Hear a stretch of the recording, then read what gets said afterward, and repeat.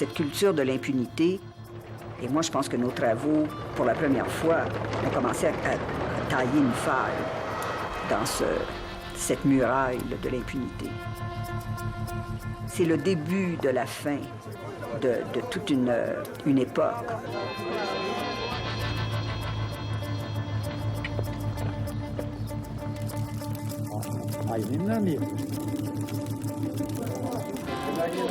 L'investissement dans une société plus paisible à long terme, ça ne peut être basé que sur la vérité. C'est la société qui dit à la victime, ce qui t'a été infligé, ça nous a été infligé à nous tous. S'il fallait laisser toutes ces choses-là, en fait, à l'entreprise privée de la vengeance, on vivrait dans une société d'une violence inouïe.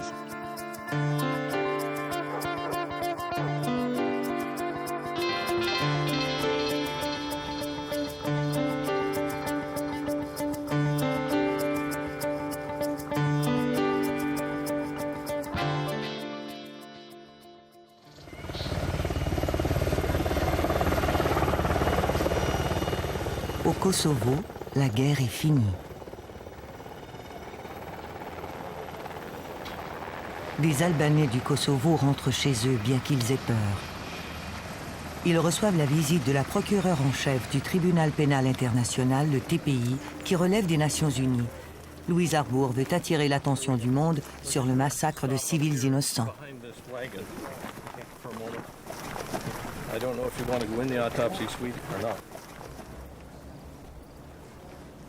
I think this gives you some idea of the nature of the operation, right? There's fast decay of the body substances.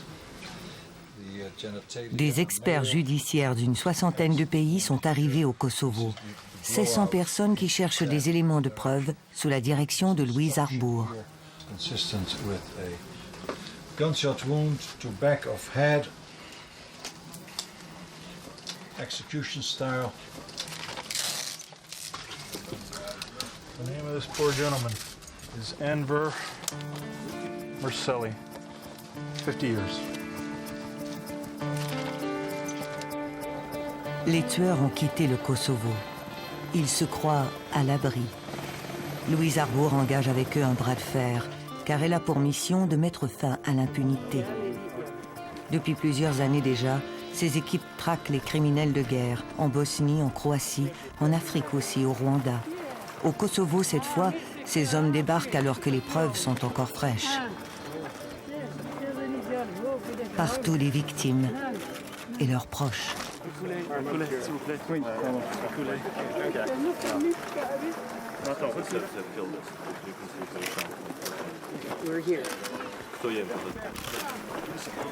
La violence persiste. About this sort of time, about half past time. Was this their home? Are they returning?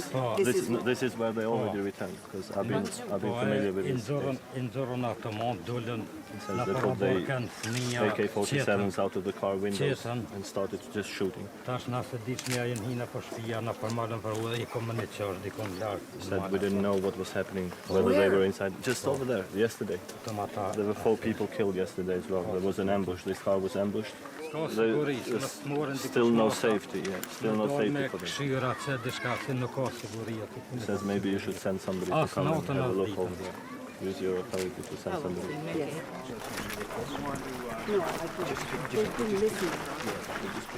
La raison qu'on fait des autopsies dans ces cas ici, la plupart du temps, la cause de la mort est évidente. Mais qu'est-ce qu'on essaie de faire, c'est d'essayer de confirmer les témoignages qu'on a reçus de témoins oculaires. Donc, pour ajouter plus de poids à leurs témoignages.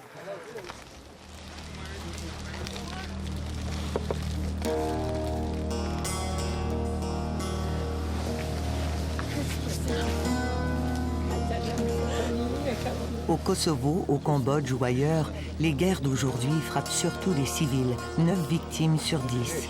À croire que les lois de la guerre ne comptent plus. Toute cette violence engendre de la haine, la soif de vengeance s'installe. La justice internationale paraît bien lointaine quand l'ennemi habite la porte d'à côté. La procureure canadienne doit faire face à ces réalités.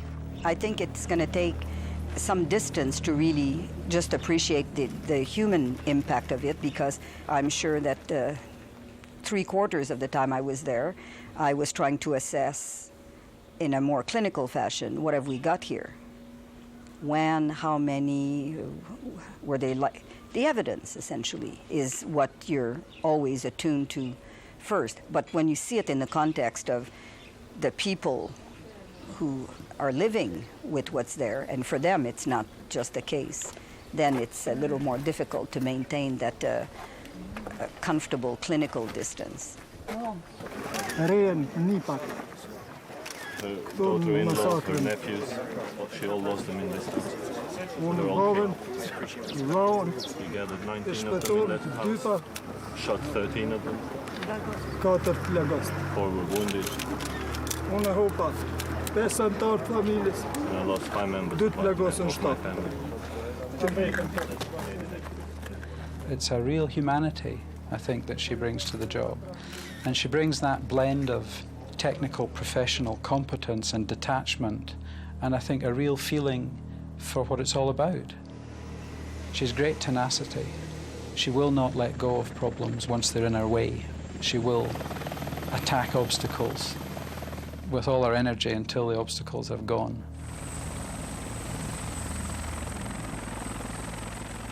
I do sometimes wonder if there's a slightly rebellious streak in Louise Arbour. And I think there's certainly a readiness in her to challenge what appears to be the status quo. I'm perfectly certain that Mr. Milosevic thought that he could keep me out of Kosovo. Well, I believe that he can't keep himself out of The Hague. We'll just see. L'entrée de Louise Arbour au Kosovo est en soi une victoire.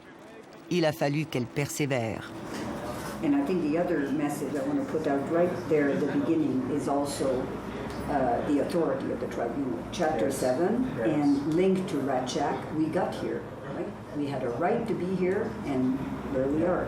So chapter 7... C'est en janvier que le Kosovo devient la priorité du Tribunal des Nations Unies. Tout commence dans le village de Ratchak.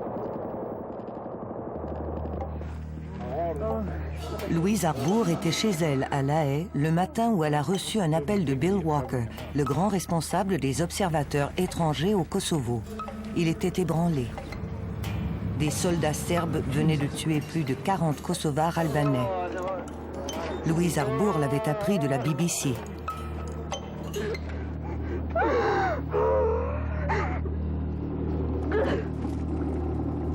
Pendant que je l'avais au téléphone, je lui ai dit « Oui, je le vois, ce qui s'est passé. » Il m'a dit « Mais c'est pire encore. » Et là, je lui ai dit tout de suite « Je vais venir. » Sa venue sera un point tournant pour le tribunal.